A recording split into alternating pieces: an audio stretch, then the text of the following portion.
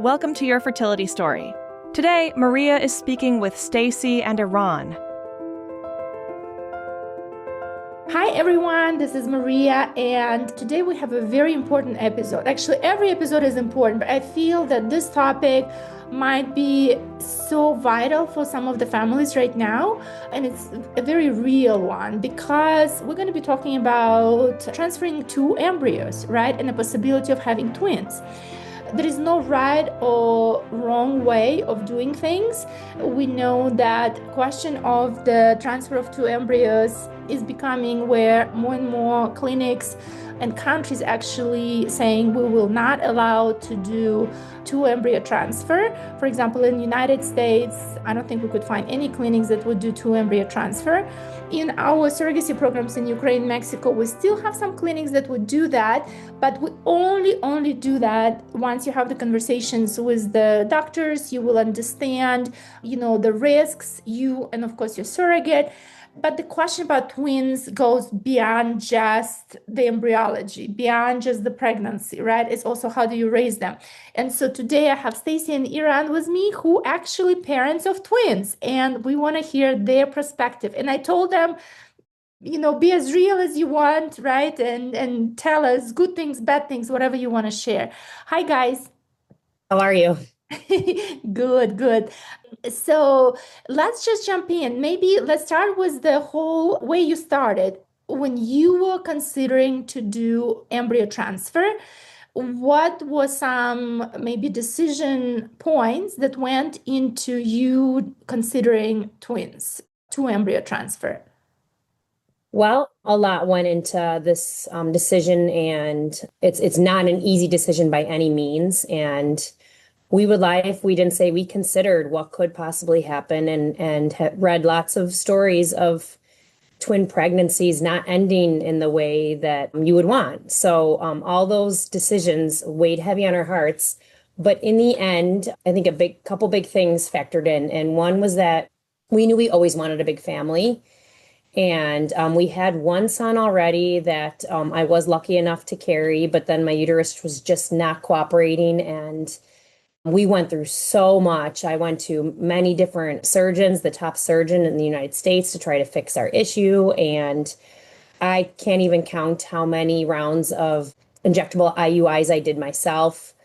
When I say we went through a lot, as I know most families do that turn to surrogacy, it was a lot, and time was running out. We were getting older, and we both come from big families, and we wanted that for our son. And in the end, after signing with our surrogate and knowing that she was a strong woman herself and she had successfully carried two pregnancies and had no complications, and she was willing to try two embryos as well. And we left it to God for anything else that could possibly happen and hope for the best. And we knew that obviously just transferring two did not mean we would get two babies. We were hoping, if anything, it would get us closer to just a full-term pregnancy with another child, but obviously hoping that maybe there would be two. And luck was on our side, God was on our side, and we were so thankful. And really, overall, she had a great pregnancy. She is a strong woman. We thank her so much. She's an amazing person. And we are so lucky and blessed that it worked out. And yeah, I think that kind of answers it. But like I said, there was a lot that goes into it, for sure. Yes. And Iran, I don't know if you want to add anything to that. What were maybe some of the fears that you guys were wrestling with going into two embryo transfer? Well, from my end, it was more of how my wife was going to feel, how Stacie was going to deal with things, because she had already gone through so much. It was such an exhausting process for her. As a guy, we don't do much. We're just standing there, try to support. So for her to watch her every day, to inject herself and going through all that and the frustration of things not working, and then to go this route to pretty much, kind of, a shot in the dark, because you don't know what could happen at the end of the day. So for me, it was more of a concern with her and her well-being more than anything else. And then once things started developing, and then once it started happening, it was just a matter of making sure that she was safe, that they were safe. That was my role. Yeah. Okay. And I can also share that I did do many transfers myself, and we would always do two. I always dreamed of having twins. I think that was another part of it. So I would always do two myself, and none of them worked out. And just the fear of something happening to one of the babies and then something going wrong with the other baby and possibly losing both because something happened with one was, the horror stories we had read and heard about. Or just the woman herself, the surrogate, getting really sick and having issues carrying, two babies to what you would expect, pretty full term and heavy weights and what that does to a woman. That was also really scary because, of course, we never wanted to cause any harm or pain to anybody, especially our surrogates. So. Yes. And did you feel like doctors, when you were making decisions, whether it's transfers for yourself or transfer for the surrogate, what risks were explained to you? Yeah, doctors would explain risks. And I actually had a few doctors say to me that somebody with I have a lot of scar tissue in my uterus, which was why I was never able to carry. So I'll just put that out there because it does play into our story. I had some IUIs myself, and that I responded really well with, and I would have 6 follicles that looked ready and could implant. And the doctor would say to me, anybody else and I would cancel the cycle because this isn't safe. But he said, we're going to let you try because the chances of any of them obviously implanting and it just hasn't happened. So there were many times when the doctor said that to me and I was like, oh, gee, thanks. Yeah. But also with all my transfers, we always did too. And same thing, the doctors were like, this is possibly not going to work at all. So this is okay. Mm-hmm. And just reading the risks and doctors sharing, this could be dangerous. This twin pregnancies can go south fast. And like I said, I think the risks for preeclampsia and all those blood pressure issues can go up, as well as just the swelling and the weight on a woman's body, and a regular pregnancy just takes a lot out of a woman. So double, 2 babies is going to do even more. So yeah, we definitely were explained risks, and we never would have asked anybody to carry 2 that wasn't comfortable trying. So I think, like I said, that plays into the risk, and knowing that she was willing to try that and felt comfortable and strong enough. Yes. And, just as, conversations were happening on your side, I know that doctors and the coordination team also spend a lot of times explaining risks to the surrogate. But here was the mutual decision. So it was implanted, it's going. Do you remember, have there been any differences in pregnancy, how it was running specifically for her, for your guys' situation? And when I'm saying, do you remember, it's just because, your kids, your babies are almost 3 years old. So it was quite some time ago. Yeah. Yeah, there were some things. I know that our surrogate was very sick in the beginning and very like a lot of morning sickness, and that first trimester was rough.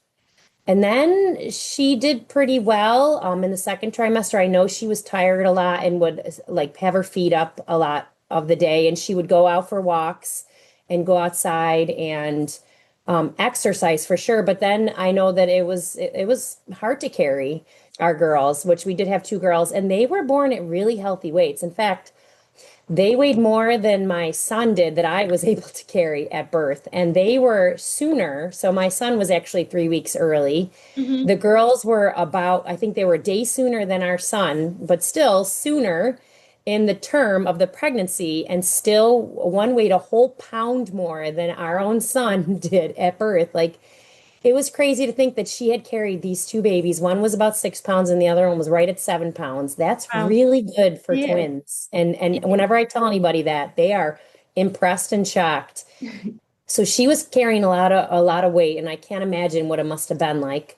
And then I know at the end she was having more swelling, and they were monitoring her more closely for blood pressure issues. And they did end up inducing her, I think, right about in the time they were going to, but they had her come in a couple days sooner and were monitoring her blood pressure and told us to be ready that when they asked her to check in, if they checked her and it wasn't going well and the babies need to come sooner than later, that we should be ready. Yeah. So we were then in Ukraine at that time and ready and waiting. So. Okay. And when you're saying 3 weeks earlier, they were not really premature. They were not in No. intensive care unit. So you mean 3 weeks early if you're counting down from 40 weeks? So was it? Yes.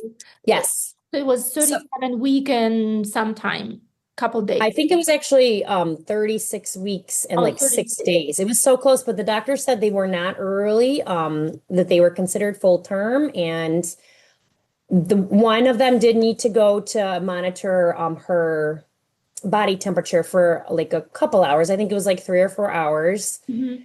But besides that, we were so lucky, so lucky. They were very healthy. They did great, and they were the best babies. Oh. They would take their bottles in the hospital, and then they would go to sleep. And my son did not do that, so we were like, "What do we do now?"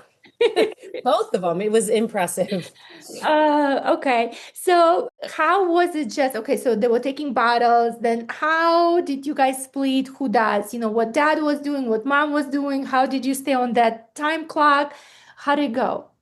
So the advice is that if you do one with one of the twins, you just automatically do it for the other, no matter if you think they're ready or not. So if one was hungry, I was feeding one and Joelle was feeding the other.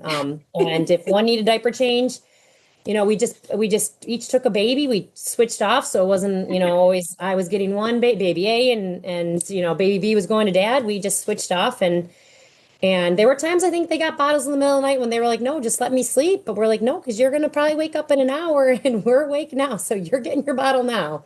And yeah, they were great. Honestly, they were great sleepers from pretty much day one. Okay. And we fed them their bottles. They were good eaters. And yeah, so it just one was getting it, so was the other. It was that like that for the first year, I would say about. Okay, okay. Then what happened next? So now that we're already on like, okay, we understand how to make a decision, what risks to look into. But yeah, so tell us now the real story of actual parenthood. And would you give, like looking back now, would you still do twins now knowing what you know? 100% yes. That answer is always going to be yes.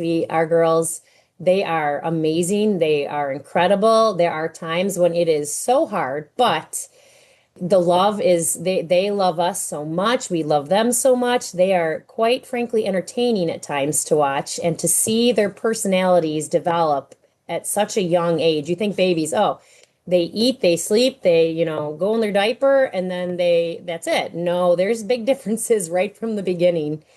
And I would say the first year of life for twins there was a couple months in like 2 3 months they were a little tricky. They had like a little bit of a colicky stage where they end up needing a specialized formula. Mhm. My son also needed that, so we were kind of used to that.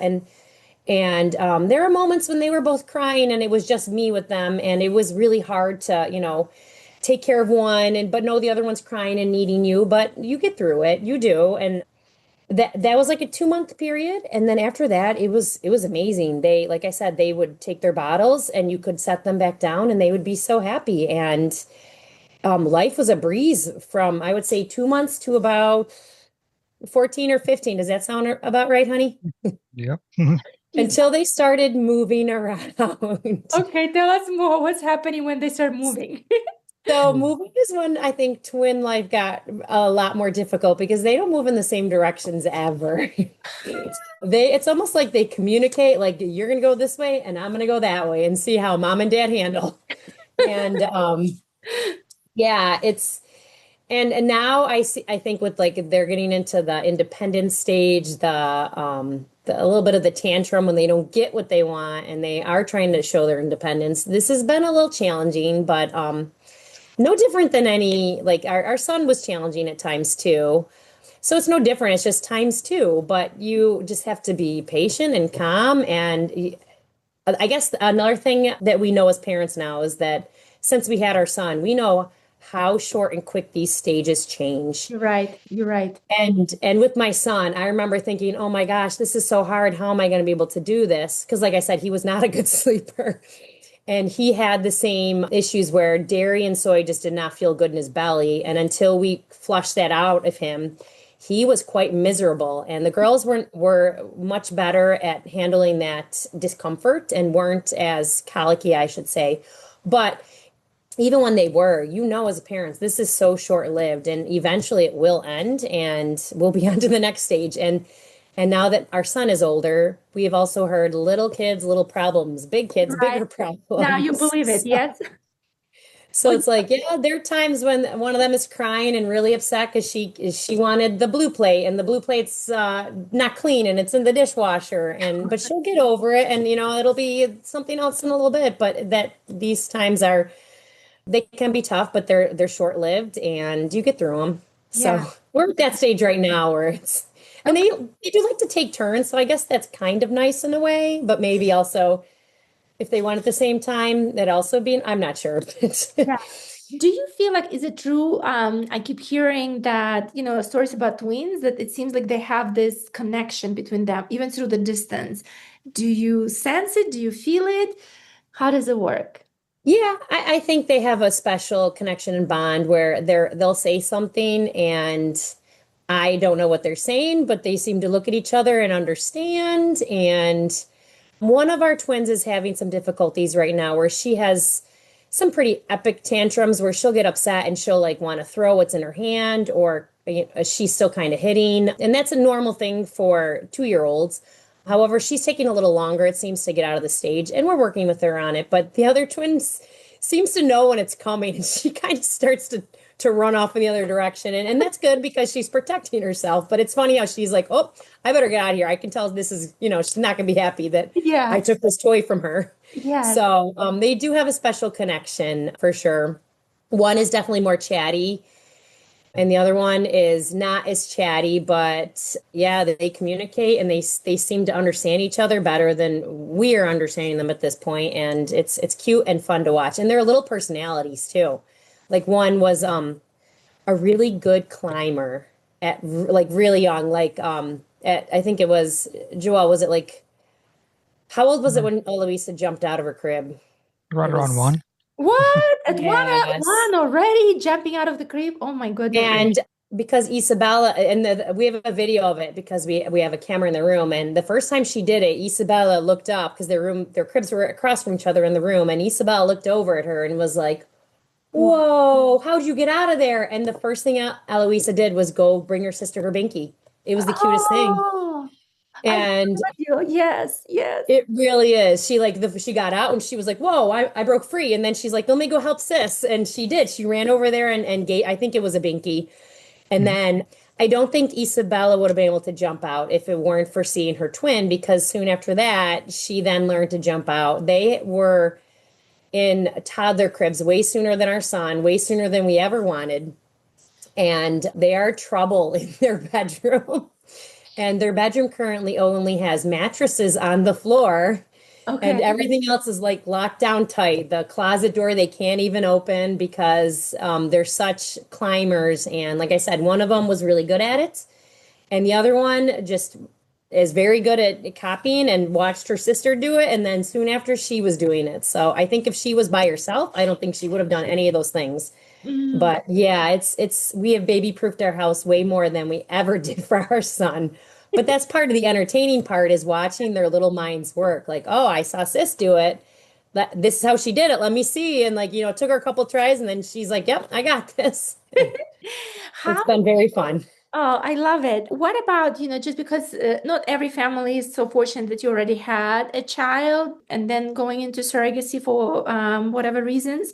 But how is the dynamic between older child and the girls? Have you experienced any like jealousy or maybe some sad moments, or where you really need to be so intentional to show him, yes, you matter big time, especially with 2 kids? I remember 2 little ones where it takes both of your attention, so you cannot maybe at the same moment handle your older son. So how does it work?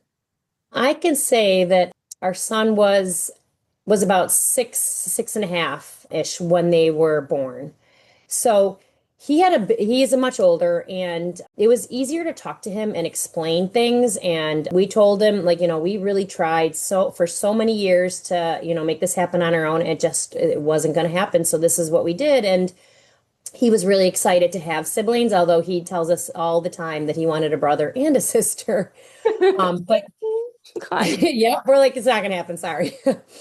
He really has been great, though. He loved them from day one. And there have been times like he has learned quickly.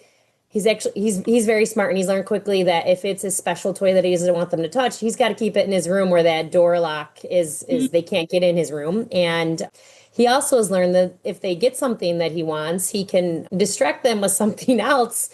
So they take their mind off that thing. And like he's gotten really clever where he's like, look over here, look what I got. And then he gets back what he wants. And he's also very helpful, though. He helps us with them, especially when it comes time to like follow the rules. He's always helping them follow the rules because I think he likes to be the big brother in that sense. Oh, good. But he really is great. Yeah, I think I was worried about that big age gap at first, but it really is proven to be a blessing. They have a great bond. They honestly still play together like they wrestle in the floor in our living room all the time, like play tickling and just chasing each other around, hide and go seek. And I think he's made them a little tougher, which I'm kind of happy about because, you want girls to be tough in this day and age. And he has helped in that situation. One of them will just like go at him and she doesn't care that he's 5 feet taller, well not 5 feet but like 4 feet taller, like so much bigger and older. She goes right at him and it's She's funny. like, I'm just as big. Yeah, she's like, I'm big in spirit. Yeah, she's like, I'll take you down. And like, we almost have to pull her off because she doesn't understand the size difference. And he loves it too. And he plays with them. But he also likes his separate time when he's, doing like a video game or something. Mhm. Yeah, the bond has been great. And I was worried about the age difference, but it really has been a blessing. Okay. Well, I promise you it's going to be, half an hour and we have 2 minutes literally. I would love for each of you. So Joel, for you, maybe what would you tell any dads that are considering? Yes. Or maybe what recommendation would you have given yourself looking back? And then Stacie, for you to moms, what would it be? Let's start with Joel. Well, for me, is just you have to be ready to support your lady for anything and everything because all the babies are gonna pretty much be attracted to the mom no matter what. So it's up to in my case is make sure that I'm supporting her. That was my thing. That was my job. So it didn't matter what I did. They always wanted mommy. So as long as I could support her, so that was pretty much my goal. So as long as they're able to do that, I think they will be going nice and smooth because it doesn't matter who we are as guys, babies are always going to be attracted to the mom. Okay. Well, thank you. And thank you for your incredible support. This has been from day one. I met you guys. You're really an incredible family. And it's really to this big respect and love and support for each other. So thank you for bringing it up again. Stacie, what are your thoughts to moms and to former you 3-4 years ago? I think what Joelle said was very true. It's the girls and I have a very special bond where if I had to do this at work, because once I come home, they don't like ever leave me alone.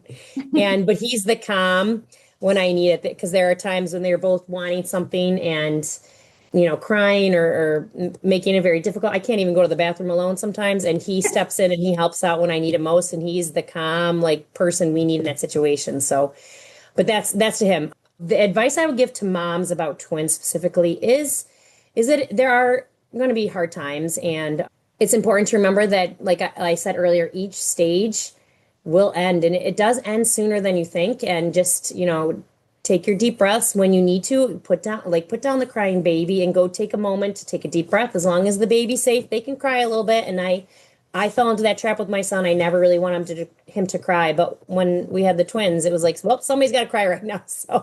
So don't be afraid to set the baby down and just collect yourself, take a breath, calm your body when it gets difficult, and know that each stage is short-lived, even though it feels like forever in the moment, and you can get through anything. And they're already strong enough for going on this journey because it's not easy, right? So, yeah. Well, thank you both. I love you dearly. Our whole team loves you, remembers you. We never come and bug you with many messages or anything. I know you know that, but it's not because we don't care. It's really, I think, the moment you have your babies, we so want to step back and for you just be as a family and put everything behind the whole fertility, everything, everything, everything. But in our hearts, you're always our extended families, and we love you so much. And thank you for sharing the photos proactively with us. And it's just seeing the girls and your son developing, growing, and your smiley faces. It's the biggest gift. So thank you both.